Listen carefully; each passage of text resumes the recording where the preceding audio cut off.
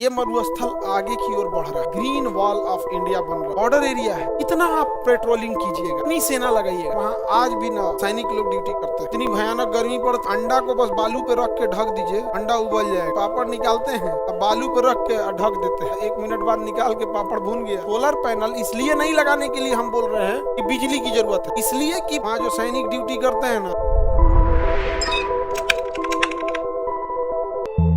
भारत का सबसे बड़ा मरुस्थल थार मरुस्थल। थार मरुस्थल केवल इंडिया में या पाकिस्तान में भी गया? कहाँ गया है? पाकिस्तान में भी गया। कौन सा मरुस्थल? थार मरुस्थल। कौन मरुस्थल? थार मरुस्थल। यह है थार मरुस्थल। इस थार मरुस्थल का कुछ हिस्सा पाकिस्तान में भी चला गया, जिसे चोलिस्तान कहते हैं। गया कि नहीं गया? क्या कहेंगे? चोलिस्तान। पाकिस्तान वाला कहता है। यहाँ पे कौन सा है? भारत में क्या कहते हैं? थार मरुस्थल। अब ये थार मरुस्थल से समस्या क्या है? ये मरुस्थल आगे की ओर बढ़ रहा है और सारी जमीन को अगर मरुस्थल करते जाएगा तो बड़ी मरुस्थल को रोकने के लिए ग्रीन वॉल बनाया जाता है, हरा दीवार। ग्रीन वॉल कैसे बनेगा?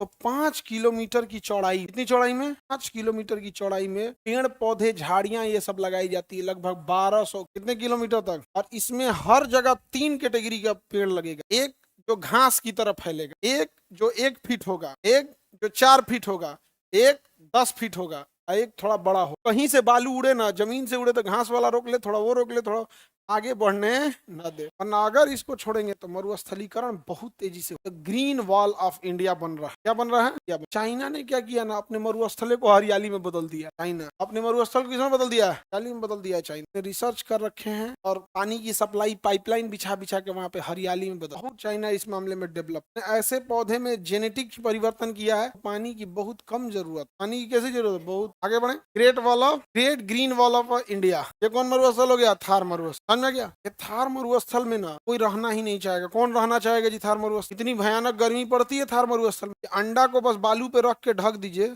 अंडा उबल जाएगा। गर्मी के सोचिए, वहाँ जो सैनिक ड्यूटी करते हैं ना, सैनिक जेब में पापड़ रखे रहते हैं, सूखा पापड़। अब वो भूनने के लिए वो उनके पास आग जलाने की जरूरत नहीं, पापड़ निकालते हैं, अब बालू पे रख के ढक देते हैं, 1 मिनट बाद निकाल के पापड़ भून गया। पापड़ क्या हो गया? भून गया पापड़। खा लिए। बालू में गंदगी नहीं रहती है, अच्छा बालू रहता, गीला बालू रहेगा, पानी उनी लगा रहेगा एकदम। इतनी भयानक गर्मी पड़ती, भारत में सबसे भयानक। वहाँ आज भी ना मतलब सैनिक लोग ड्यूटी करते हैं।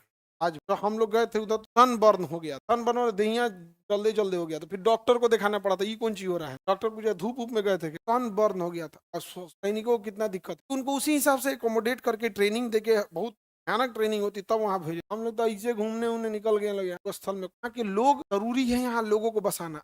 समझो, बॉर्डर एरिया है, कितना आप पेट्रोलिंग कीजिएगा, कितनी सेना लगाइएगा, लेकिन अगर लोग बस जाएंगे तो लोग अपनी चीजों को खुद से रक्षा करेंगे और बताएंगे कि यहाँ पाकिस्तानी घुसपैठ हुआ, यहाँ आर्मी देखी गई। इंडिया को बसाना था वहां लोगों को, बिना पानी कोई बसेगा? यहाँ पंजाब में इंदिरा गांधी नहर निकाला गया, यहाँ से, कहाँ से? हरियाणा और पंजाब से। और ये इंदिरा गांधी नहर को पूरे थार मरुस्थल में, ये इंदिरा गांधी नहर आपको दिखेगी, देखिएगा ध्यान। दुनिया की सबसे लंबी नहर का नाम क्या है? सुएज नहर। दुनिया की सबसे बड़ी नहर कौन है? सुएज नहर। लेकिन कहेगा दुनिया की सबसे बड़ी सिंचाई वाली नहर, तो इंदिरा गांधी नहर। सिंचाई वाली नहर इंदिरा गांधी नहर, लेकिन सुएज नहर सिंचाई के काम में आता है, परिवहन के काम में आता है। सबसे बड़ा नहर कौन है? इंदिरा गांधी। इंदिरा गांधी। इस नहर के ऊपर यदि सोलर पैनल लगा के ढक दिया जाए, सोलर पैनल लगा के ढक दिया जाए, तो नहर की क्षमता 20% बढ़ जाएगी, क्योंकि इतनी गर्मी पड़ती है कि नहर का पानी भाप बन के उड़ जाता है। और अगर सोलर पैनल लगा के ढक देंगे तो पानी भाप बन के नहीं उड़ेगा। और उसके लिए आपको किसी किसान से जमीन खरीदने की जरूरत नहीं है, आपको अलग से जमीन भी मिल जाएगी,